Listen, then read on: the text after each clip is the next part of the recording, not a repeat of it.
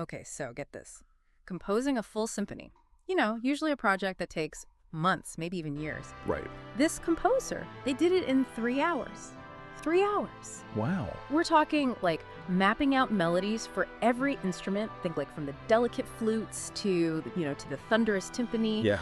All while making sure it flows and tells a story. It's amazing. And on this deep dive, well, you're going to see how they pulled it off. Absolutely. Because we've got their notes right here. Oh, cool. So we are diving deep into a composer's process today. We're taking a look at how a piece comes together, but under extreme time pressure.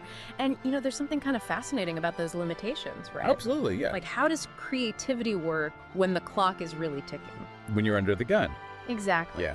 First up, let's just break down the structure.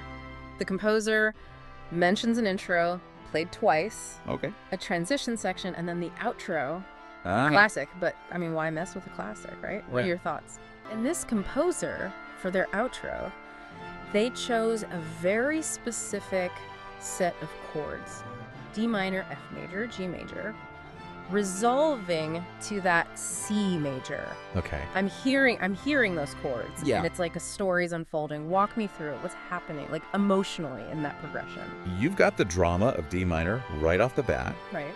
Then this glimmer of hope with the F major. But it doesn't last, does it? No. G major ramps up the tension again. Uh-huh. And then that glorious C major. You know that VI cadence? It's everywhere in music. Right. And it always gets you right in the feels. It's like that sigh of relief at the end of a long journey. Yes.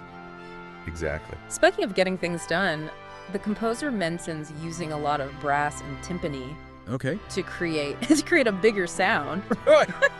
Makes sense in a time crunch, right? Absolutely. Brass instruments with their power and resonance, I mean, they can just fill a sonic space like nobody's business. They can. You don't need tons of layered harmonies to create a sense of grandeur when you've got those trumpets and trombones just blasting away. No, you don't.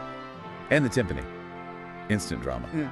One more thing from the notes. They mentioned using Sibelius, which I know is music notation software. Right. Does that actually speed up the composition process? It's like having a super-powered composing assistant. Right. So instead of like scribbling notes by hand, Yeah. they're using Sibelius Mm-hmm. to input everything digitally. Uh-huh. That means they can hear the music back instantly, Oh, wow. make changes on the fly, try out different instrument combinations. Oh, that's cool. It streamlines the whole process. So they're basically like a digital Mozart over here composing at warp speed. Basically, yeah. But here's the thing, even if it's a mock-up, You'd think, having only 3 hours would be limiting. you would. But sometimes those limitations, I think, force you to be more creative, Yeah. to be more decisive, Oh, absolutely. Every note has a count, every choice matters. I like that. It's like that old saying, necessity is the mother of invention. There you go. You're under pressure, so you innovate. Exactly. This composer, they may not have had time to create like a polished masterpiece or anything. Right. But they still made something. They did. And that's pretty inspiring, don't you think? I think that's very inspiring. It really is. It makes you wonder, what could you accomplish if you just jumped in, embraced those limitations, and just started creating? Yeah. A big thank you for diving deep with us today. My pleasure. I really appreciate it.